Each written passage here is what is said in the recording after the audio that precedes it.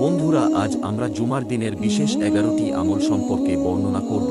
আমল নাম্বার 1, বৃহস্পতিবার রাত থেকেই বেশি বেশি দরুদ শরীফ পাঠ করা। আমল নাম্বার 2, শুক্রবার ফজরের নামাজে সূরা সাজদা ও সূরা ইনসান তেলাওয়াত করা। আমল নাম্বার 3, গোসল করা। আমল নাম্বার 4, উত্তম পোশাক পরিধান করা। আমল নাম্বার 5, সুগন্ধি ব্যবহার করা। আমল নাম্বার 6, তাড়াতাড়ি মসজিদে যাওয়া। আমল নাম্বার 7, ইমামের নিকটে গিয়ে বসা। আমল নাম্বার 8, মসজিদে গিয়ে জুমার নামাজের আগে 4 রাকাত সুন্নাত আদায় করা।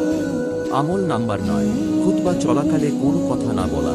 আমল নাম্বার 10, মনোযোগ সহকারে খুতবা শোনা। আমল নাম্বার 11, সূরা কাহাফ তেলাওয়াত করা। প্রিয় ভাই, আপনি যদি প্রতিনিয়ত নতুন নতুন ইসলামিক ভিডিও দেখতে চান, তাহলে এই ভিডিওতে একটি লাইক দিয়ে আমাদের চ্যানেলটি সাবস্ক্রাইব করে রাখবেন।